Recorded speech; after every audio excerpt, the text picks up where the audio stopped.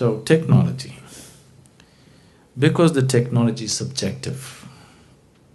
Now the technologies that you're handling are objective technologies. Now I'm talking about a subjective technology. It's about you. Here, you are the software that you're trying to handle. Fundamentally, if you look at yourself, right now you are operating according to the software that you have become. Please see.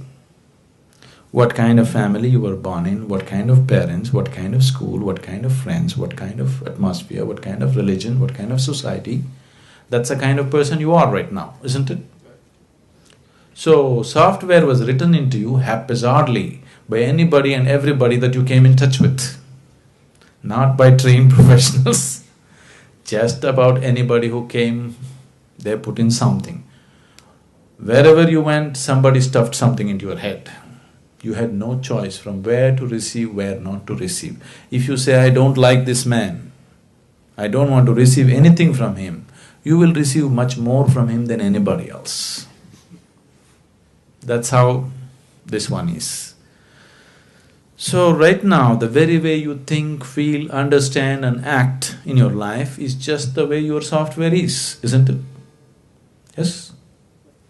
The very way you move your body is the way your software is. I want you to understand this. It is so deeply conditioned. If you are somebody you know very well, somebody whom you are very familiar with is walking 1 mile away, you can't recognize anything about that person, but just the way he moves, you know it is this person, isn't it? Because the very way his body moves, only moves whichever way his software is written. But this software was written unconsciously. Now, if we want some freedom to happen, if we want some transformation to happen, we have to create a little space between you and your software. You're too identified with it, you're just lost in it, that's all you become. Now you have to create a little distance. You've heard of a word called Buddha?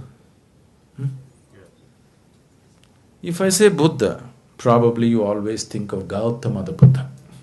Gautama is not the only Buddha. That's not his name. He became a Buddha. There have been thousands of Buddhas and there still are.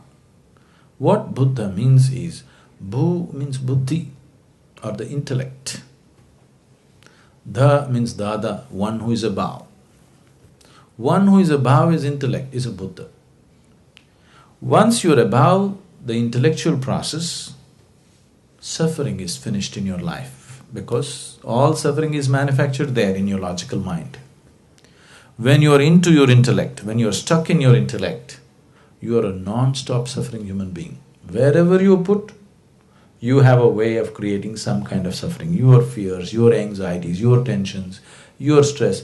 Just see, people are capable of suffering just about anything. Yes? Isn't it so? People are capable of suffering just about anything in the world. Please see. If you're not educated, you will suffer that. If you get educated, you suffer that. If you don't find a job, you'll suffer that. If you find a job, you suffer that. If you're not married, you'll suffer that. If you get married, you suffer that. If you don't have children, you suffer that. If you have children, you suffer that, isn't it? People are capable of suffering just about anything. This is the nature of the intellect. Once you are into the intellect, this is how life is. If you are below the intellect, you won't suffer so much. Animals don't suffer as much as you suffer. Physical things, if they're taken care of, they're quite okay. They don't have the kind of suffering that human beings know, isn't it? So if you're below the intellect, you don't suffer so much. Like you asked that question. If you're above the intellect, you're a Buddha. If you're below the intellect, maybe we can call you Buddha. If you're in the intellect, non-stop suffering. So, to avoid suffering, people are inventing many ways to go below the intellect. Excessive eating, alcohol, excessive indulgence in physical pleasures. These are all the ways you're trying to avoid the torment of the intellect for some time. You get drunk and you feel good for a few hours, but then life will catch up with you with more intensity.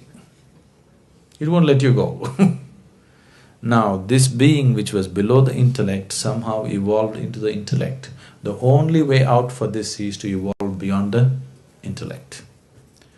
So, the fundamentals of yoga, the technology is how to go beyond this. So, how to do it now?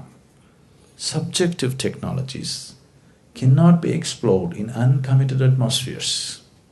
You need a very committed, focused atmosphere, otherwise it will not be in your grasp. It's not a teaching, it's a method. To implement a method, you need to be in a certain way, in a certain level of commitment, in a certain level of receptivity, otherwise it doesn't work. Because, see now if you go into a chemistry laboratory, you take this chemical, if you put it into it, something happens. But if you're not willing to put it into it, if you sit here and think and think and think, what will this do, what will that do, you will come to all kinds of wrong conclusions. Till you put it there, you won't know. Maybe it'll explode in your face, but till you put it there, you will not know what it is about.